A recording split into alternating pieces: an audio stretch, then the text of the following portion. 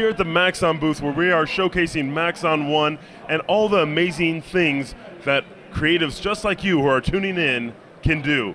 Next up, kicking it off, day one is Derek Rutkai. It's day 2, by the way. Day two. Sorry, didn't want to correct you. Day 1 was that long? Jeez, all right. Enjoy, Derek Rutkai. Yes, I'm happy to kick off day 2. Super stoked to be here. My name is Derek Rutkai.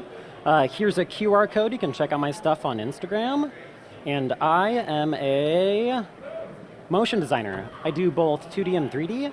And I've done social media ads, I've done concert visuals and title sequences.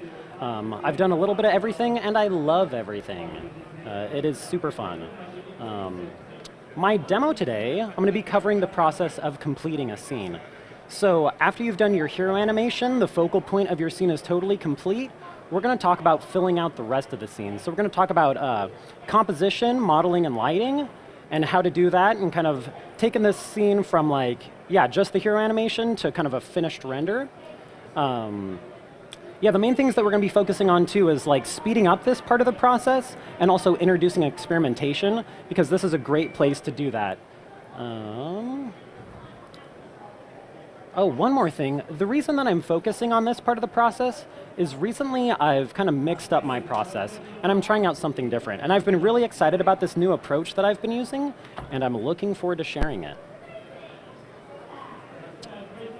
So we're going to be working on a shot from this edit. This is a 12-second edit. It's about 7 shots. Like I mentioned earlier, we're going to be focusing on different parts of the process. But we want to keep in mind that what we're working on today is part of an overall edit. It's part of something larger. And because of that, what we're working on, it has to serve this overall edit. So it all has to work kind of harmoniously and in unison.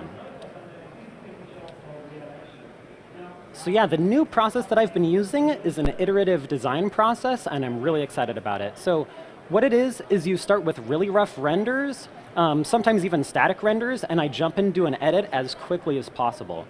And this way I can see everything in context. So here on the left, this is my V1, my first setup of the scene. It's not great, it's not amazing, and that's okay. But seeing it in the edit, I can kind of see it in context of everything else. So I progressed over to the far right, and all of the changes that I made with lighting, with color, with composition, it was all informed by seeing this shot in the edit and kind of in context of everything. So the whole idea with this process is you make major changes early on, and you also experiment, and you try new things out, and you're not wasting that much time. The other thing is you're not surprised when you get to the final version of it, because you've seen it in context the whole time. So for example, this was a shot that I did. This version on the left, this shot was not planned for. It was just something I threw together. I just needed more shots in my edit, so I just threw some geometry into a scene and hit render. And I just had this static render. In After Effects, I just did a very simple scale. But you can see that, it changed quite a bit by the end. And so this was just an unplanned shot. I just kind of made it up. In the final edit, it was actually about 4 seconds of animation, so it was definitely more significant. But it really needed to change a lot. And when I put it in my edit, I really realized the framing was very similar to some other shots, and the composition was very similar to some other shots. So I needed to pull the camera back. Because I pulled the camera back, I needed to change my composition. Also the lighting, I wanted the lighting to be way more dramatic and moody. And the one on the left kind of matched my other shots too much. It wasn't that different. So this shot ended up progressing and changing quite a bit. But all of those changes that I made were informed by seeing this shot in context with everything else. This is a less dramatic shift, but something that was key was seeing this in the edit. I've realized that it actually felt very empty and kind of bare in combination with my other shots, and so I actually just needed to throw more stuff in it and kind of fill it out and give it more character and personality. And and that really unified it and made it feel really good with the other shots. So that is my new process. I'm super into it. I think it's so much fun. Now I'm going to talk about style briefly. And this style is kind of I don't really know what to call it. I think to me, it's like sci-fi office kind of combined together. I've been calling it Microsoft Design plus Prometheus. It's like, it kind of has this slick, polished Microsoft Design, kind of look, but it also, there's something creepy going on. It's got some really kind of dark areas, and yeah, I feel like something bad is about to happen. But it's also very colorful, kind of playful. I really like these combinations of styles. I think they're really fun to kind of blend them together. But for our purposes today, we're going to be talking about hard surface modeling, dynamic lighting with harsh shadows, and also this artificial kind of product rendering look. That's not right. I'm not done with my presentation. One moment. And thanks, have a good day. Okay, talked about that, talked about all of that. Oh, that's because we're moving into cinema. Okay, so now, in cinema, that is style and process. We're jumping into cinema now. So usually I have some sort of a storyboard when I start, or a shot list or something like that. But yeah, like I mentioned before, the hero animation is totally figured out. Maybe we can switch this over so it's a little easier to see. Yeah. So the hero animation is totally figured out already. We have that all set up. And so now we're going to finish the scene. And first up is composition. And so this scene, I've got an animation, and I've got a slight camera movement. It's nothing that impressive. But yeah, we're just squishing this little box. Having fun with that. We have some secondary animation up here. So yeah, for composition, at this stage, like I mentioned earlier, I think it's really fun to work really quickly and to just rough in composition. And yeah, so in my head, I already know that I want this to be an interior. So I'm just going to quickly drop in a ground plane, and then I'm just going to use primitives to figure out my composition. And I feel like this is a really loose way to work, but I feel like focusing on composition kind of separate from the geometry is actually kind of helpful to me, because I can just focus on like balance and rhythm and placement of objects, and I'm really focusing on the weight of things and how they feel kind of in this scene. As I was making this presentation, I was like, yeah, rhythm and balance and stuff, and I'm using all these design terms. I went to school for graphic design, so I feel like all that's definitely coming into play right now. See, I'm just copying cubes around. I'm trying to get kind of like maybe like a little bit of a spiral or kind of like a stair-stepping effect right here. I'm just copying some stuff. Looks like garbage, I don't care. But yeah, I really like figuring this out in isolation from actual geometry, because I know that I can noodle with geometry, and it's kind of hard to noodle with cubes. You can a bit, but it gets me out of that mindset of noodling and kind of gets me to focus just on the composition. And let's actually move the camera too and kind of look around our scene, see how things look. Yeah, and it's super, super rough, and yeah, I'm kind of okay with that. And actually, so we're going to be replacing all of these cubes with actual geometry, but some of these, like this one back here, this larger cube, I might not actually replace that. I might actually just keep that, and it's just low poly geometry in the background. So yeah, it doesn't need to be super high poly or super refined. So yeah, I'm just moving things around, figuring out a composition. Oh, and other key things about this part of the process is I'm really trying to avoid unfortunate tangents, and I'm trying to identify those super early on. So right here, this object ends right where this one begins. Again, another design idea, because I went to school for graphic design. But yeah, try and move that off and kind of get something that feels a little more normal. And also, I double check my composition all the time between the first and the last frame. It doesn't really matter as much right here because we have such a subtle camera movement. But if the camera movement was super, super dynamic, yeah, let's say the camera moved way over here or something, we would really want to check that composition as well and make sure that things feel really, really great in the frame. And yeah, this feels a little weird to me, but it kind of doesn't matter. And that's a big part of this process is not spending time on things that kind of don't really matter. So, cool, we've got that all set up. This for me, this is a great way to be really intentional about your composition and placing, like you can see I'm placing each object and really meticulously thinking about my composition. And I feel like this approach is great for that. It's really quick. If that sucked, it doesn't matter. We just delete it and start over. I've literally wasted like 4 minutes, so it's no big deal. Whoops. Another approach that's very different is I have this randomized like composition tool. But it's very simple. What it is a cloner with a cube in it and then a random effector. And you can see if I turn that off, it's just, yeah, some simple cubes. The random effector is affecting position and then also scale, and it's doing scale independently on each of the different axes. So I get these fun, yeah, different shapes. And what I'm going to do is just scale this up a little bit. Yeah, you can just increase the number of cubes, do whatever. And then just by quickly cycling through the seed, I can get very different compositions. And now, a lot of these are not great. This is totally covering the center of my scene, and that's okay. The point of this is to just think differently about composition and to just get something that I wouldn't normally think of. And I feel like all of these are really unique. They're not intentional and they all have problems, but I feel like they're a really fun starting point. So what I would do is I get something like this. Let's move this up a little bit. So to me, this is kind of like an interesting, that's actually just a bad composition. It's not an interesting composition. That's a better composition. Gives me something to work with. I'm gonna try another one. But that's the thing, is like you can try literally as many as you want. Let's go with this one. That one's kind of cool. So what I do is I just kind of get it into place. You can also grab the null and just like rotate it. You can see this is very rectilinear. I think that this would apply for more organic scenes too, but like, yeah, I want it to be on a grid. I want it to feel very, very synthetic, very planned. And then what I do is I go to my cloner, and just by hitting make editable, what it does is it puts all these cubes inside of this null.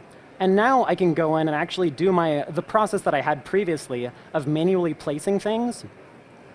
I can do that with all these cubes, and I can grab them and disable them. And then also, I feel like this randomized approach is really great to think differently about your scene and to think differently about compositions. But you can kind of combine it with my previous technique.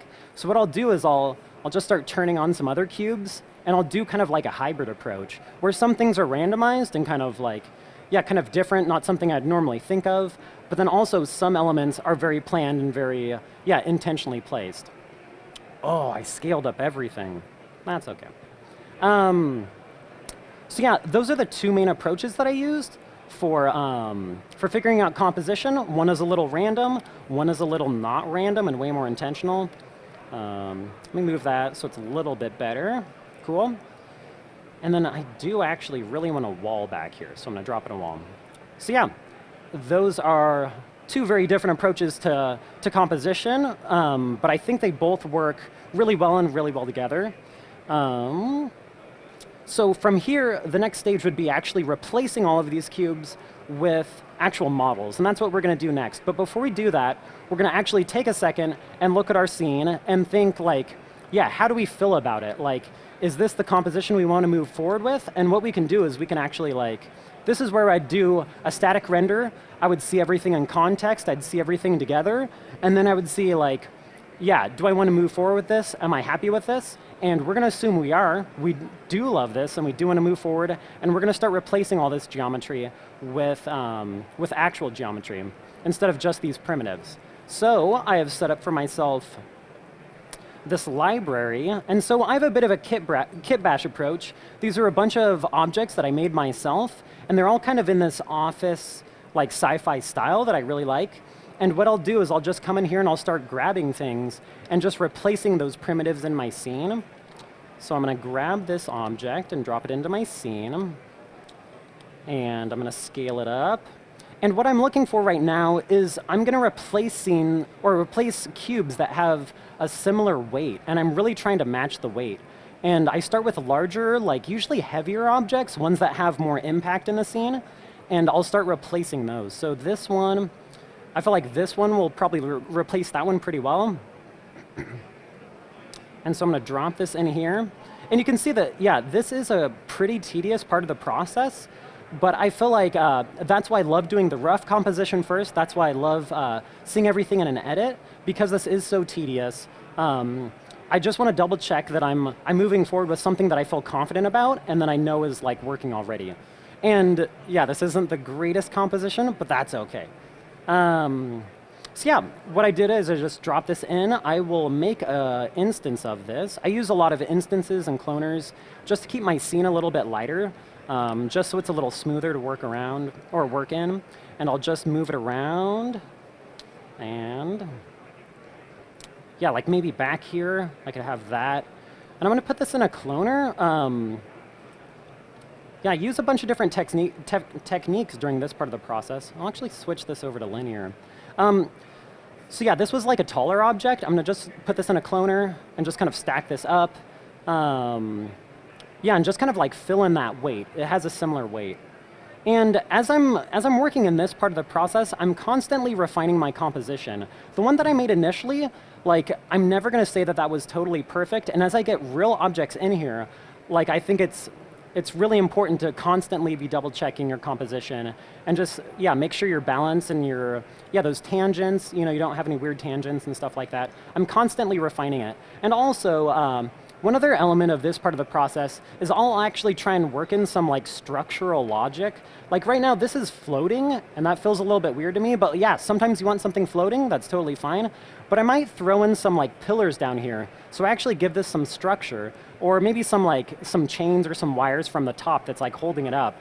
And I try and think about, you know, somewhat logically how this shot would actually be, or how this scene would actually be set up. So we're going to go back here, and yeah, I just keep grabbing more and more objects and replacing different elements in my scene. So I'm going to grab this one, go back, zero it out, scale it up, put it in a cloner. I love cloners. I use them for everything. Yeah, you need a floor? You should use a cloner. So yeah, just kind of noodle with that a little bit. I'm also going to lower the scale so it's not as high. So this is the process. Like I said earlier, is I start with larger objects and I replace those, and then I just work smaller and smaller. And I start working in the little details. Those weren't even part of the composition, but I figure those out once I get the composition in a good place. Yeah, so we just go back and forth. Let's grab one more object really quick. And all of these I modeled and then baked down, so they're fairly lightweight and they're pretty easy to just drop in a scene. Oh, that's for later. Don't look at that. So yeah, just moving stuff around. Yeah, replacing these objects, think about composition. Yeah, and you can see that I am really like, I'm snapping things to like the cardinal directions. I'm really going for a very like synthetic feeling scene. So like, maybe like that, maybe like that. I don't know, there's definitely some experimentation and guess and check, like even with having that composition set up initially, but I feel like that just gives me some confidence like as I'm working. So yeah, so we're just dropping stuff in, replacing it. That is how I figure out composition, and then how I replace all those with actual models.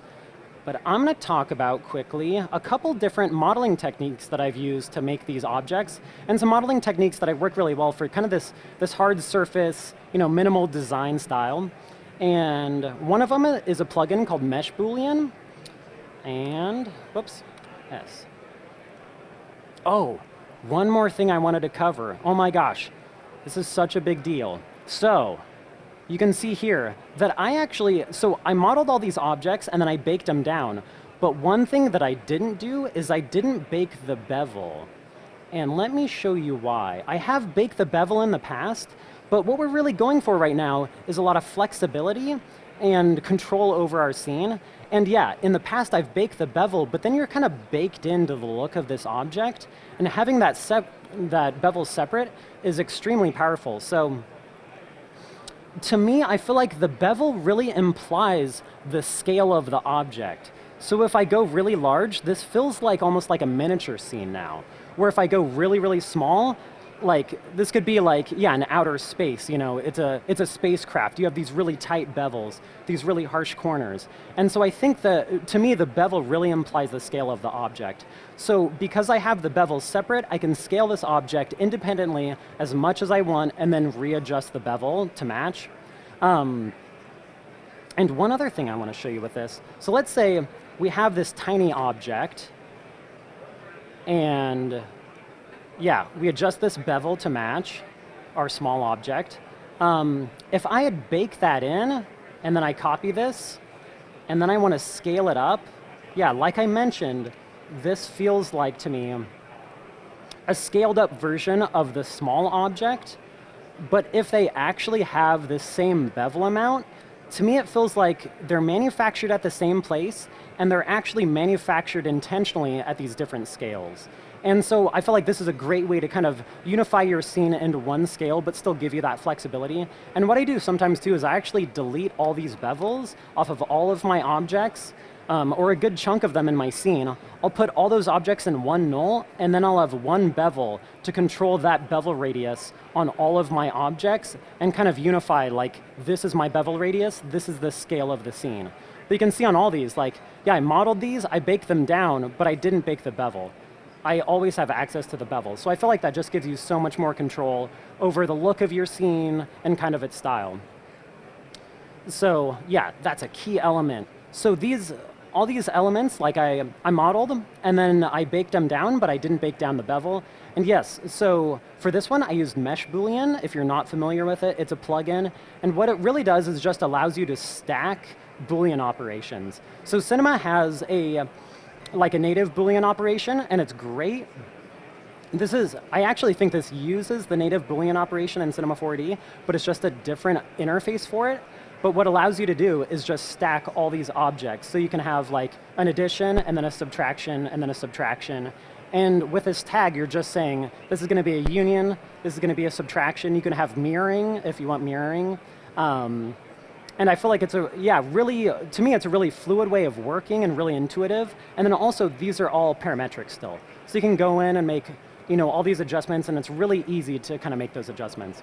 So what I'll do is I'll get a shape that I'll like, and then I'll bake it down. I'll disable Mesh Boolean in all the objects, and then I'll place them as a child. So when I'm working in my scene, I always have access to this hierarchy. I don't want to be in there noodling a lot of things, but sometimes you really need to, and that's okay. And so now I have access to this full hierarchy. I can go back in and make those adjustments, and just keep working. This is at the scale, and this is in the place of the object that I dropped in, so it's all set up perfectly, and I can just make those adjustments and keep working. So yeah, Mesh Boolean, super powerful, super fun. I love it. Another thing that I wanted to point out, for most of you, this might be totally obvious. It took me a while to get into sweeps, but oh my gosh, I love sweeps more than anything in the world. They're so fun. So like, I love this object, this rounded corner, and then this harsh corner. Like, I think it's so cool. And this fits, I think, the style so well too. I feel like this is very much a sci-fi object, but also like, yeah, Microsoft design, Office. This could totally be on someone's desk. I feel like it fits those worlds really perfectly. I would typically, or in the past, what I would do is I would try and make this out of a cube. And I'd do something really weird where I would, do a fillet. I'd bevel the edges and stuff. I'd kind of get the shape that I want, and then I'd try and cut it, and I'd get really janky geometry, and it wouldn't go very well. But a sweep is so easy for this. So the sweep is just sweeping two paths together. It's one with a really rounded corner, and then one with a really harsh corner. And it just sweeps one along the other. But I feel like this is such a fun object. It's so easy to modify from here. And then also it works really well with the bevel. I'm a big fan of this. And so a lot of these are made from a combination of those two techniques. They're made from Mesh Boolean and then also sweeps. And also I'll do something similar to this with an extrude and get an object more like this, which I think is really fun too. But this is Mesh Boolean and sweeps and extrudes. And then also I've got the same thing over here. So yeah, like I said, I will just make these objects, bake them down. If I made them in my scene, I made something custom, I'll bring it into here, I'll have it in my library, and then have access to it. So yeah, those are two of the main techniques that I use for modeling. One other that I wanted to go over really quick was this rig. I don't do a lot of espresso, but I think it's such an incredibly powerful tool. So again, I feel like this really fits into that sci-fi and office vibe. I think it's a really cool object. You could set your coffee mug on this. This could be a grate on a floor. I think it's a really fun object. And I was using it all over the place, but I really needed different sizes of this. So I made a rig that allows me to change the width, depth, and height. I can also change the radius of it. That looks kind of like garbage. Yeah, density of it. I've got a bevel radius here that I'm adjusting. So I have all these controls for myself. And to me, this is a very intuitive, very fluid way of working. I'm still in my flow state. I drop this rig in. I can make the adjustments I need and keep working. But very simply, what this is it's a cube inside, well, it's a cube and a plane inside of an atom array. It's two very simple objects. But you can see, I'll show you really quickly that setup. So, just going to make some adjustments here. So cube, plane, in a null, in an atom array. Oh, I always forget that one. Atom array. Yeah, so this is very roughly my setup. It's a very simplified version of it, but yeah, that's basically my setup. But you can see that if you want to change the width of this, then you also need to change the width of the plane. And then also you've distorted all of your segments on top, so you need to add more segments. So to me, this is very tedious, and I was doing this more often than I liked, making these adjustments, and I was just driving myself crazy. But I knew like a very simple espresso rig could really help me out with that and make those adjustments for me. So when I first did this, it was very simple. I was really just had width, depth, and height, but then it got more fancy as I kept working. And yeah, there's way better tutorials out there on espresso and user data and how both those work together to make something like this. I don't want to waste all of your time with this, or waste all of my presentation time with this very, yeah, going through espresso and stuff. But it's just a lot of user data. I'm just passing that straight on to different values and different parameters and stuff. And I feel like, yeah, like unlocking a rig like this, I feel like is so powerful and so handy. And every time I use it, I feel like a badass. I'm just like, oh my gosh, like this is so amazing. But it's all about that, you know, keeping it fluid and giving myself the flexibility when I'm placing this into my scene and replacing those cubes. And now I can quickly, yeah, copy this, move it over, make like a adjustment, and now I can have multiples of these in my scene, and I feel like these are manufactured at the same place. They feel like they're part of the same world, they're different SKUs, and those adjustments took me a fraction of time. So those are the main modeling techniques I use. Yeah, and like I said before, I don't use a lot of espresso, but when I do use it, I feel like, yeah, I'm always blown away by how powerful it is. It's just such an amazing tool. So yeah, we're going to fast forward in time. We're going to imagine that we actually replaced all of these objects, and let me actually change this. Okay, so we have fast forwarded in time.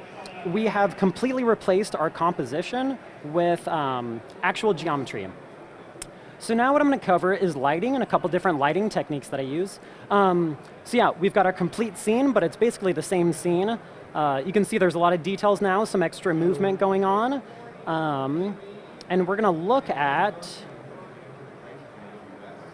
Redshift render view. So right now I just have a very simple dome light, and there's no HDRI on it. The intensity is just set to 1. It's very, very simple. But this is just to see the scene and kind of, yeah, see what it looks like. Yeah, so, oh, one other thing, I'm not going to cover materials because I actually recently, I just used the Redshift materials, so there's not much of a tutorial there. It's just, I go to this folder over here and just use the materials that are here. It's so convenient and handy, and I feel like, Yeah, convenience is really, really nice. And also I feel like the quality, like in the past years, like they've really bumped it up, and that intersection of quality and convenience has really been handy. So I'm just not even gonna talk about that. I'll always make adjustments to them. I make little slight tweaks and stuff, but these are all native Redshift materials. I've got them set up in my scene. Redshift render view. I'm gonna keep this open. I'm actually gonna dock this. Right, yeah. Okay, cool. So lighting. I have made a light rig for myself. Let me see, Derek, NAB, light group. Cool, so this light group is very simple. I was using it in almost every scene, and I was kind of rebuilding parts of it all the time, and I was like, I actually need to just make this little rig for myself. So what it is just a null with 3 lights in it.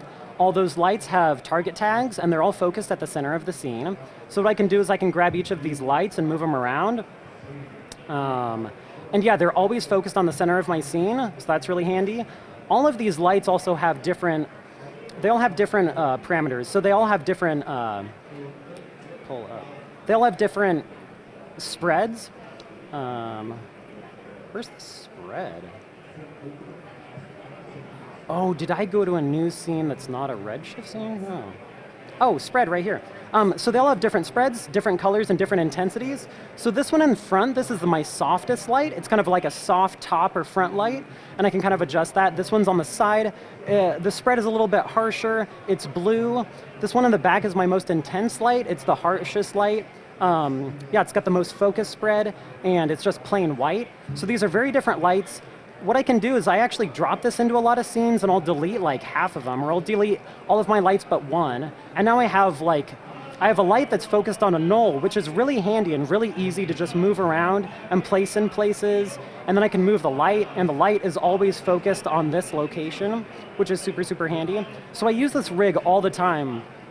And I feel like the setup is never perfect for, straight out of the box for almost any scene, but it gets me, one step closer, and from here it's really easy to just drop this in and then just keep going. So seeing that in our scene, I'm gonna close this. Seeing this in our scene, I'm gonna turn off that dome light, just that plain dome light. I'm gonna turn on the render view. Believe it or not, people, this is actually running on a laptop, and this laptop is better than my desktop, so this is loading faster than what I have at home. So that's what my scene looks like. It's not awesome, but what I do is I just grab this null and I'll start rotating it. And I'll just, seeing the lights in different locations, I'll kind of see little things that I like as I'm rotating it. So right now, I'm kind of liking where this blue light is, and what I'll do is I'll turn off the other lights and kind of hone in on one light, and then I'll make more tweaks to it and kind of refine it. And then I'll duplicate this null, I'll turn off that blue light, turn on the other two, and then I'll rotate that. And I'll just, kind of find these little sweet spots and find things that I like. Yeah.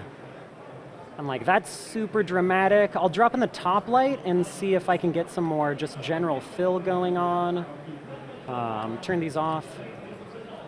So the top light. And I feel like lighting, so much of it is tweaking. Very small adjustments make such a huge difference. Let's turn up the spread a little bit. This isn't great, but I feel like it's really getting there, and we're getting something that's dynamic too. And I feel like this is really simple and really, really quick to work with. But also that only took us a couple minutes, and it's very easy to delete all of this and completely start over, and to have a completely different look. We haven't wasted that much time, and this rig has really saved us a lot of time. So yeah, it's a lot of slight adjustments, kind of checking things out, seeing them in isolation, seeing them all together, and kind of bouncing back and forth. This is great for kind of the focal point of your scene. You can see I'm highlighting just what's in the very center of the scene, and it's really great for focusing in and kind of honing in on the center of the screen and being intentional about light placement. To me, a more traditional technique would be using HDRIs, and I feel like that's really great in combination. And HDRIs are great for, yeah, as you know, like reflections. If you have a lot of metal in your scene or a lot of plastic, yeah, HDRIs are great for that. Let me drop in this one. But I'll use it in a scene like this, even in an interior kind of artificial scene.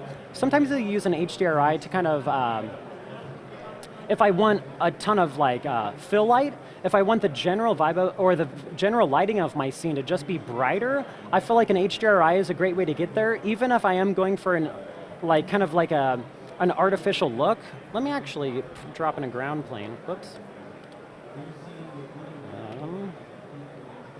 Yeah, so let's say, you know, I do want that artificial look, but I just want my scene to be lighter. I feel like an HDRI is a great, you know, slightly dynamic way to get there. To adjust it for like an artificial interior scene, what I'll do is I'll actually drop down the saturation a lot. I feel like the saturation of an HDRI kind of like, yeah, makes it feel more organic. We're definitely on a beach right now, and it's definitely like a beautiful sunny beach day.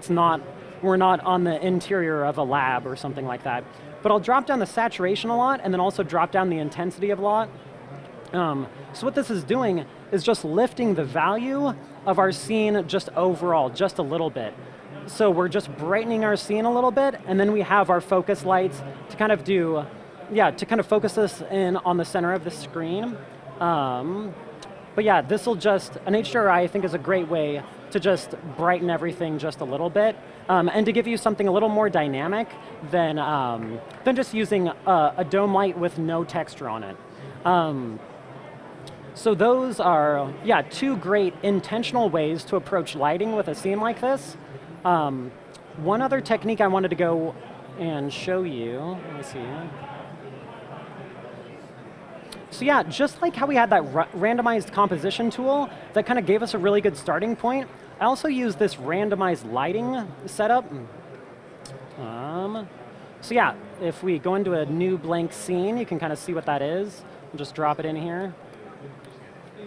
So this is, let's see right out. So this is very similar to that randomized composition tool. So what it is it's 3 lights. They're all in individual nulls, and they all are focused on this null. They're all just lifted straight up. And so that null is actually their pivot point. So what that means is I put them all in a cloner, and then I have a random effector, and now they're all focused on these points.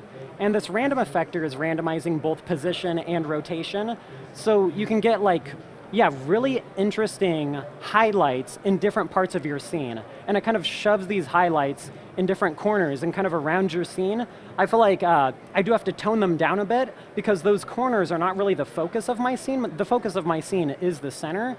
But this kind of gives me some really, like some areas of interest kind of off to the side and kind of in different corners of my scene. So yeah, checking out what this render looks like. That's a garbage one. So again, because this is completely randomized, you know, it's not perfect and we'll need to make adjustments for that, and that's okay. But what we can do is we can just go to seed here, just change the seed number, and we get completely different focal points and interesting elements all around our scene.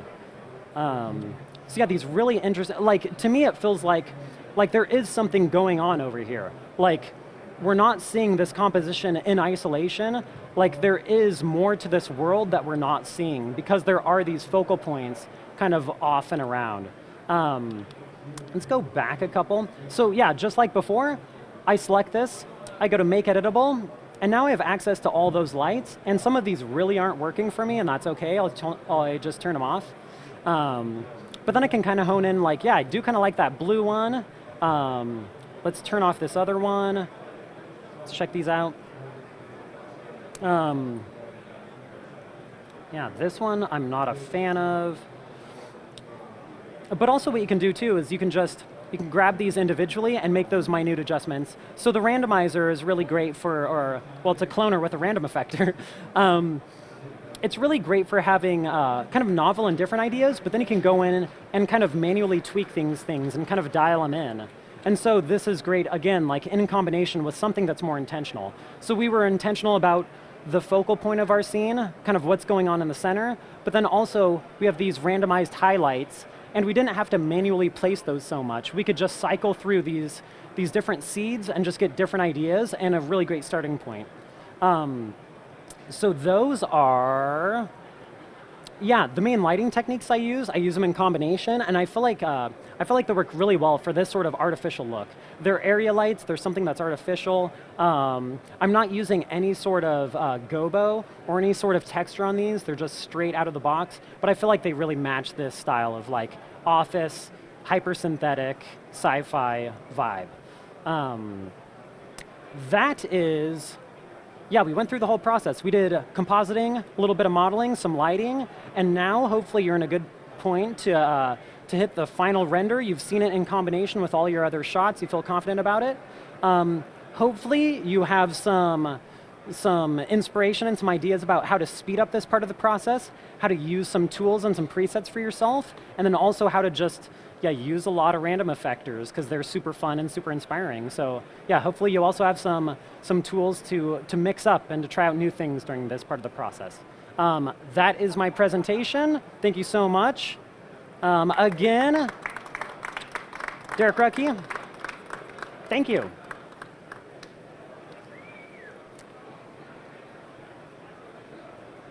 All right. Live audience, you guys get priority. Sorry, internet, I know, it's a thing. Questions for Derek. There we go.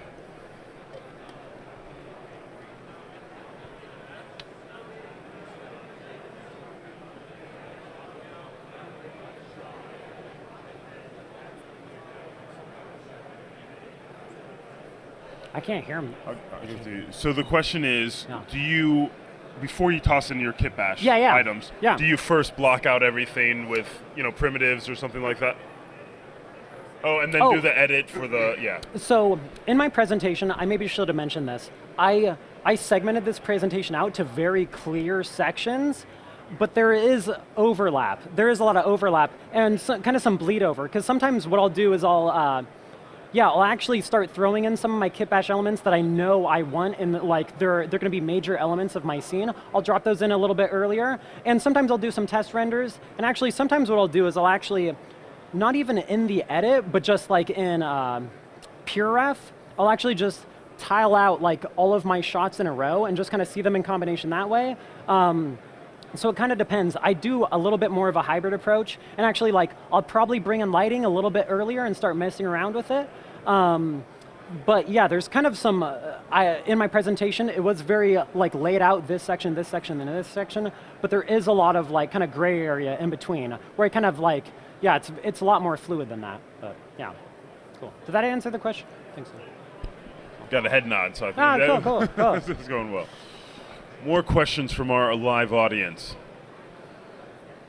So I have some for you as far as inspiration, because you have some really highly detailed technical. What are some of your inspirations when you're designing that, or just overall that have you designing those types of scenes? Yeah, so I feel like they're really detailed and stuff, and I think it's a lot of fun. I kind of bumped up against that, like personally for a while, and I felt like my scenes were too complicated, and I kept trying to strip them back, but then they just hit this uncomfortable area, and I fully embraced the complexity, and I'm just trying to shove as much as I can in there now. But my inspiration would be like, I feel like I love things like Katamari and like, the gorillas. I love this like hodgepodge kind of thrown together feel. So I feel like, inspiration comes from all over the place. But I like that kind of like, hyper detailed, kind of complex scenes and stuff like that. Very cool. And great use of color too. Oh, thank you. Scenes will feel very lively. Yeah. Derek will be in the back for another hour, so if you do have questions, you want to go into some of those complex scenes or anything else that he covered here, he'll be back there for you. Stay tuned, Internet. We will be back here in about another 15 minutes with our very next presenter, so stay tuned. Thank you so much.